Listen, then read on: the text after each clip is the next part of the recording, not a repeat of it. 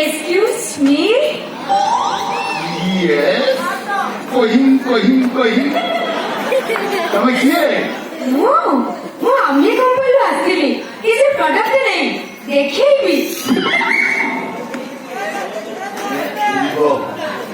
ତମ ଜିନିଷ ମତେ କାହିଁକି ଦେଖେଇବ? ଆଜ୍ଞା ପୁରା ଫ୍ରିରେ ଦେଖେଇବି।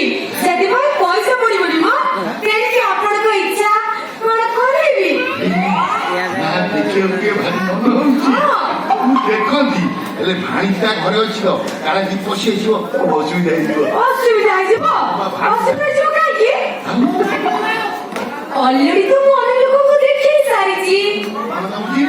ଆଜ୍ଞା, ଅନେକ ଲୋକ ପସନ୍ଦ ବି କରିଛନ୍ତି। ତାଙ୍କୁ ବି ମୁଁ କିଛି ଡିସକାଉଣ୍ଟ ଦେଇଦେଇଛି। ଆପଣ ଯଦି କହିବେ ମୁଁ ଆପଣଙ୍କୁ ଅତି ଫ୍ରିରେ ଛାଡ଼ିଦେବି। କଣ ଖୋଲିବି? ଅନେକ ଦିନ ଦେଖିନି, ଇଏ କହୁଛି ଦେଖେଇବ। ଆଜ୍ଞା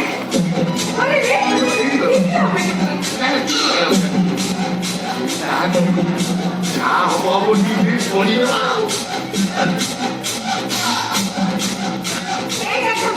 এটা হচ্ছে পাউডার, এটা হচ্ছে বডি স্প্রে, আর এটা হচ্ছে ফেস ওয়াশ। তমদিন যাবে এই তো ମୋ ପାଖରେ ଥିବା ଜିନିଷ ଏଇଟା ମୁଁ ଆପଣଙ୍କୁ ଦେଖଉଛି। ଜିନିଷ ନୁହେଁ, ତମ ଜିନିଷ। ଆଜ୍ଞା ଗୋଟେ ନିଅନ୍ତୁ। ମୁଁ ଭାବିନି ତମ ଜିନିଷ ଦେଖେଇବ ନା ଇଏ ମୋର କଣ ହବ? ଆଜ୍ଞା ଗୋଟେ ନିଅନ୍ତୁ ପ୍ଲିଜ। ସେଗୁଡା ମୋର କଣ ହବ? ବନ୍ଧୁ ଘର ଅଛି ନିଜେ ବନୁ। ଏଇ ସେଗୁଡା ମୋର କଣ ହବ? ଆଜ୍ଞା ସକାଳଠୁ ମୋ ବେପାର ଏଇଠି ଗୋଟେ ରଖନ୍ତୁ। ଏଇ ଦେଖ ବେପାର ଅନ୍ୟ ଆଡେ ଦେଖିବ ଯା, ତୋର ଅନେକ ଲୋକ ଅଛନ୍ତି ସେ କିଣିବେ, ମୋର କିଣିବାନି। ମୁଁ ଭାବିଲି ଇଏ ଦେଖେଇବ, ଇଏ ମତେ ଦେଖଉଛି କଣ ପ୍ରଡକ୍ଟ। ସେଗୁଡା ଆସିଛି ଯାଇନ ନା ପର୍ଯ୍ୟନ୍ତ। ଆଜ୍ଞା ଅଙ୍କଲ, ଆପଣ ତ ରଖିଲେନି ଆଉ। ମୋର ସେ ଆବଶ୍ୟକ ନାହିଁ, ତମେ ଯା। ମୋର ଯୋଉଟା ଆବଶ୍ୟକ ଥିଲା ମୁଁ ଦେଖି ଆସିଛି, ତାକୁ ବନ୍ଦ କରିଦେଇ କିଏ ଦେଖୁଛି ପ୍ରଡକ୍ଟ। ଗୋଟେ କଥା କହିବି, ଆପଣ ମାଇଣ୍ଡ କରିବେନି। କିଛି ମାଇଣ୍ଡ କରିବ ନା, ତମେ ଡାଉନ କାଇଁ କରିବ? ଅଙ୍କଲ ମତେ ଜୋର ଲାଗିଲାଣି। ଭୋକ ଲାଗୁଛି? ତମେ ଯା ହୋଟେଲ ଖାଇବ ନା? ନାଇଁ ଅଙ୍କଲ, ତମ ଘରେ ଟଏଲେଟ ଅଛି? ମତେ ଜୋର ଲାଗିଲାଣି। ଗୋଟେ ଟଏଲେଟ ତମେ ସେଠି ଯିବ, ତମେ ଯା ଶୌଚାଳୟ ପଳେଇବ। ଅଙ୍କଲ ମତେ ଜୋର ଲାଗିଲାଣି, ପ୍ଲିଜ। କଣ ଜୋର? ଏଇ ଶୌଚାଳୟଟା ଅଳ୍ପ ବାଟ ନା। ଅଙ୍କଲ ହେଇଯିବ। Uncle please, uncle please. ଓହୋ ଯା। ଇଏ କଣ ପ୍ରଡକ୍ଟ ବିକିବ? ଆପଣ ବହି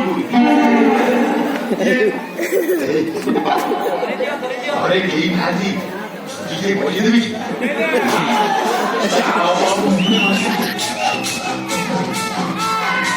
କବାଟ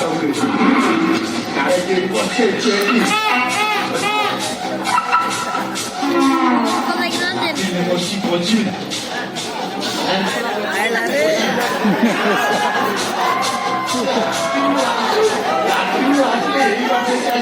এইটি পুরা হলুচ্ছে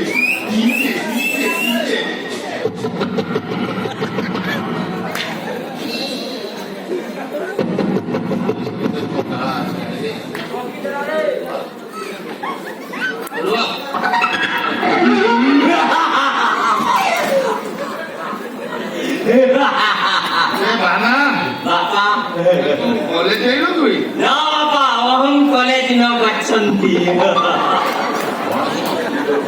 संस्कृतायानु अनुवादं कुरु तू कॉलेज जाइल भाई काई कॉलेज भी कहूं तू तो जेती टका मो पाई रखी सारा जीवन बसी की खाइले भी मोर सरियो आ काई कॉलेज भी कहूं कॉलेज जाइले पाठ पढ़ी चाकरी करी मते टका देबू आ कौन तू भाबु ये हिसाब से तुम कॉलेज पढ़ौ आ कौन है ଏ ତୋ ବାହାଘର ମୁଁ କରିପାରୁନି। ଝିଅ ଝିଅ ଝିଅ ତୋତେ ଦେଖିବା ପାଇଁ ଆସିଲା ଝିଅର ବାପ ତୋର ଚେହେରା ଦେଖି କଛା ଖୋଲିକି ଦଉଛୁ। ଶୁଖି ଯାଉଛି ପରା। କାଇଁ ଶୁଖୁଛୁ ଭାଇ? ଖାଉଛୁ ପିଉଛୁ ଶୋଉଛୁ ହଉଛି କଣ? ଯାଉଛୁ କୁଆଡେ? ହର୍ଲିକ୍ସ କିଣିକି ଦଉନୁ। ହର୍ଲିକ୍ସ ଦେବି ତୁ ଯାଇ କ୍ଲବ ଘରେ ଶୋଇବୁ ଆଉ। ହର୍ଲିକ୍ସ ଦେବି ଭାଇ। କଲେଜ ପଠଉଛି ଏଇଥିପାଇଁ କଲେଜକୁ ସବୁ ଦଳ ଦଳକି ସବୁ ଝିଅ ପିଲା ଆସୁଛନ୍ତି। ଝିଅ କାଗରେ ହାତ ପକେଇକି ମୋବାଇଲ ଧରିକି ଆସିଛନ୍ତି। ଝିଅଙ୍କ ନାଁ ଶୁଣିକି ଖୁସି ହଉଛି।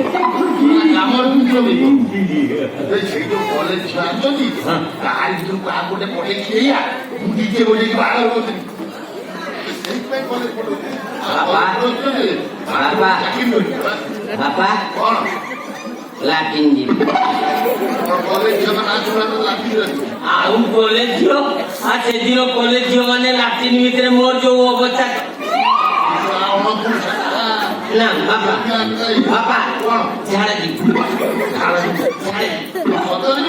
ସତରେ ମୁଁ ଆପଣ ତ କିଛି ରହିବି କାହିଁକି? ଆଉ ତୁ ମତେ ଏମିତି ବାପା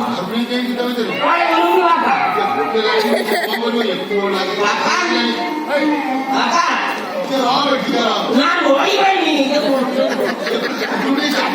ନା ଚାପିବନି ମୁନେଇ ଗଲାଣି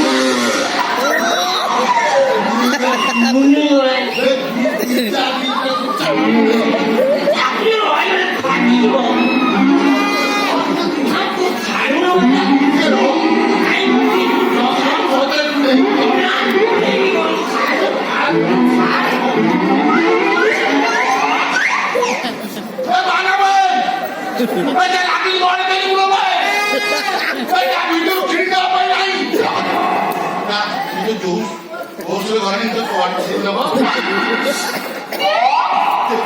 ଝିଅଟେ ବଞ୍ଚି ଡାକିଲେ ସିଏ କଣ ଭାବିବ କହିଲ? ବାପା ଗୋଟେ ଝିଅ ଆଣି ଡାକିଲେ କହିଛି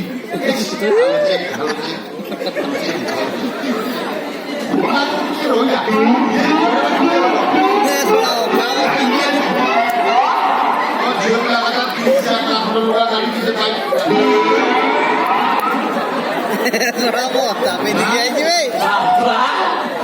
ये कौन बाबा?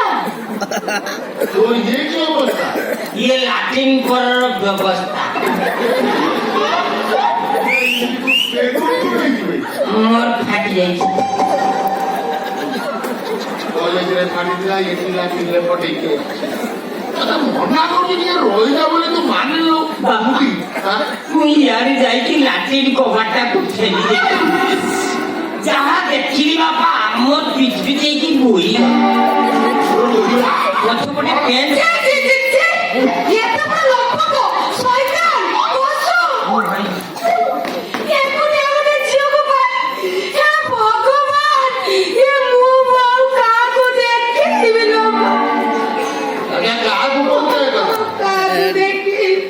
କାହାକୁ କହୁଛ?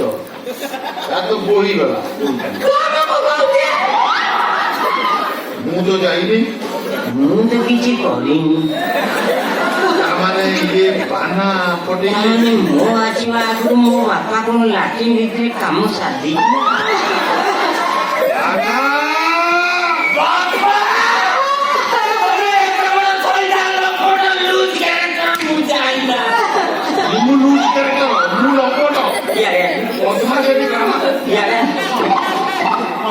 এই ঝিଅଟା ଯାଇକି ଯଦି ବାହାରେ କଥାଟା ପ୍ରଘଟ କରିଦିଏ ତମ ଇଜ୍ଜତ ରହିବ ତ ତମ ଡିଜେ ପାର୍ଟିକୁ ଆଉ କଣ ମିଳିବ?